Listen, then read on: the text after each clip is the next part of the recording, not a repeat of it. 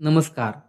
श्री ब्रह्मचैतन्य गोंदवलेकर महाराज अमृतवाणी या आपल्या यूट्यूब चॅनलमध्ये सर्व राम भक्तांचे आणि साधकांचे मनापासून स्वागत आहे. आज आपण श्री ब्रह्मचैतन्य गोंदवलेकर महाराजांच्या अमूल्य उपदेशातील एका अत्यंत व्यवहार्य आणि साधकाच्या दैनंदिन जीवनाशी जोडलेल्या विषयावर सखोल चिंतन करणार आहोत. तो म्हणजे सत्संग, दुसंग आणि कुसंग यातील फरक काय? वाईट संगतीचा माणसाच्या मनावर कसा परिणाम होतो आणि प्रपंचात राहून अंतकरण शुद्ध ठेवणारा रामनामाचा नित्य सत्संग कसा साधावा? भक्तांनो, संत सज्जन नेहमी सांगतात की माणसाचे आयुष्य हे त्याच्या संगतीवर अवलंबून असते. ज्याप्रमाणे पाण्यात रंग टाकला की पाणी त्या रंगाचे होते, अगदी तसेच माणूस ज्या लोकांच्या संगतीत उठतो बसतो, ज्यांचे विचार ऐकतो, त्याचे मन नकळत तसेच बनते. आजच्या जगात माणसाला बाहेरचा कचरा टाळणे कठीण झाले आहे. टीव्ही, मोबाईल, निंदानालस्ती करणाऱ्या व्यक्ती आणि विषयांसक्त लोक यामुळे माणसाचे मन सतत मळत असते. श्री गोंदवलेकर महाराज अतिशय करुणेने समजावून सांगायचे, अरे बाबांनो, कठीण काळात तपाने किंवा उपवासाने मन जितके शुद्ध होत नाही, तितके ते केवळ एका चांगल्या सत्संगाने शुद्ध होते. पण जर साधकाने वर्षानुवर्षे जप केला आणि संध्याकाळी जाऊन विषांद किंवा भगवंताची निंदा करणाऱ्या लोकांच्या संगतीत वेळ घालवला, तर त्याची संपूर्ण साधना एका क्षणात वाया जाते. भक्तांनो, श्री गोंदवलेकर महाराजांच्या दरबारात अनेक साधक यायचे आणि तक्रार करायचे, महाराज, आम्ही सकाळी रोज 1 तास जप करतो, पण तरीही आमचे मन दिवसभर शांत राहत नाही. मनात वाईट विचार का येतात? यावर साक्षात परब्रह्मस्वरूप श्री गोंदवलेकर महाराजांनी दिलेले उत्तर हे आपल्या सर्वांचे डोळे उघडणारे आहे. महाराज म्हणाले, अरे बाबांनो, तुम्ही सकाळी 1 तास देवाची पूजा करता आणि उरलेले 23 तास विषयांची चर्चा करणाऱ्या, दुसऱ्यांचे दोष पाहणाऱ्या आणि देवाला न मानणाऱ्या लोकांच्या संगतीत घालवता. मग मला सांगा, 1 तासाच्या साधनेचा प्रभाव उरलेल्या 23 तासांच्या कुसंगापुढे कसा टिकेल? महाराज अत्यंत सोपे आणि रोखठोक उदाहरण द्यायचे. एखाद्याने दुधाचे भांडे स्वच्छ धुतले आणि त्यात उत्तम दूध ओतले, पण त्यात लिंबू पिळले किंवा विषाचा एक थेंब पडला, तर ते दूध पिण्यायोग्य राहील का? मुळीच नाही. कुसंग हा असाच विषाचा थेंब आहे. तो तुमच्या वर्षाच्या साधनेवर एका क्षणात पाणी फेरतो. महाराज कुसंगाची 3 प्रमुख लक्षणे सांगायचे. पहिले, भगवंतापासून दूर नेणारी संगत. ज्या व्यक्तीशी बोलल्यानंतर देवाची आठवण होण्याऐवजी संसाराची, पैशाची किंवा भोगाची लालसा वाढते, तो सर्वात मोठा कुसंग आहे. 2, दुसऱ्यांची निंदा करणारी संगत.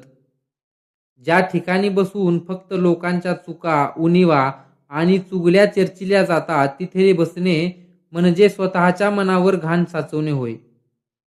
3, संशय निर्माण करणारी संगत. ज्या संगतीने तुमच्या गुरुवर किंवा रामनामावरचा विश्वास ढळतो, ती सत्संग तात्काळ सोडून दिली पाहिजे. अनेक लोक विचारतात, महाराज, आजच्या जगात संत कुठे शोधायचे? आम्हाला रोज सत्संग कसा मिळणार?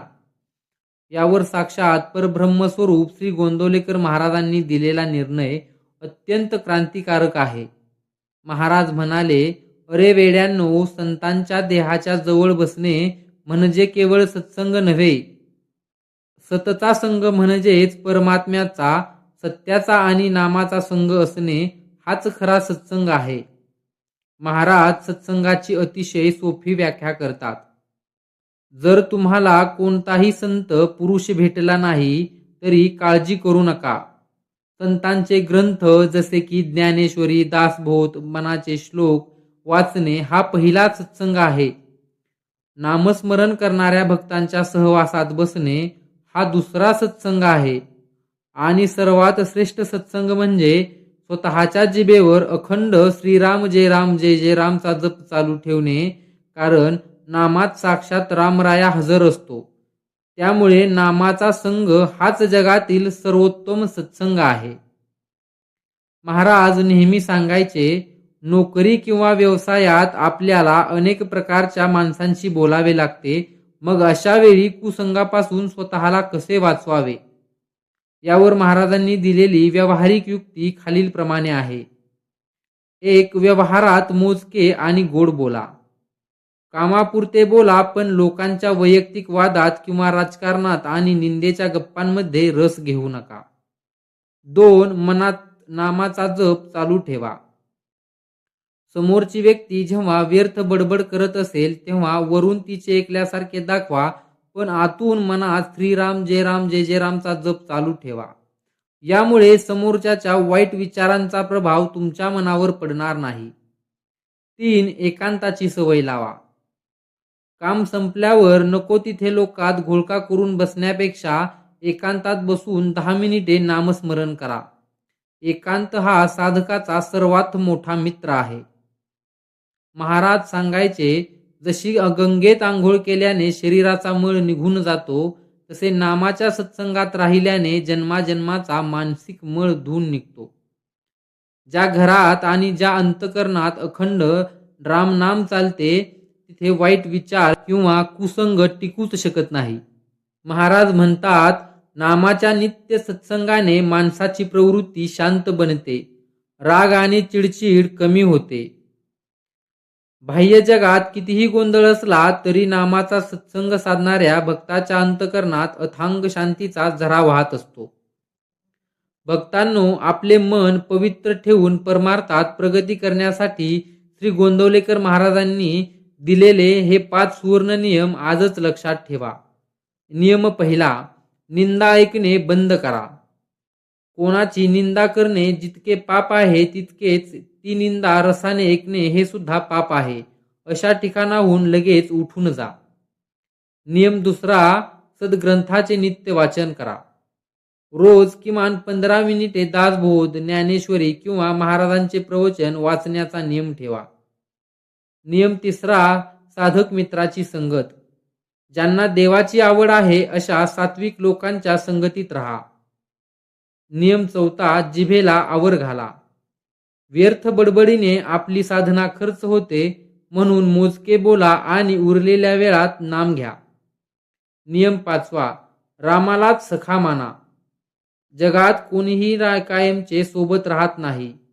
साक्षात रामाला आपला खरा सखा मानून त्याच्याशी मनात संवाद साधा.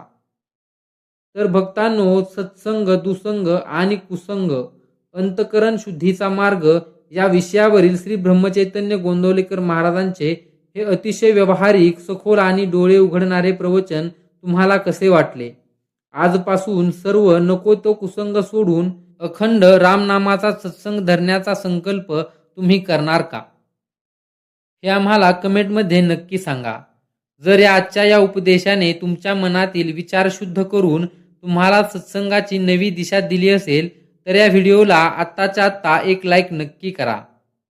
रामाच्या चरणी आपली निष्ठा व्यक्त करण्यासाठी कमेंट बॉक्समध्ये आत्ताच्या आत्ता श्रीराम समर्थ किंवा श्रीराम जय जय राम लिहून आपली हजेरी आवर्जून लावा.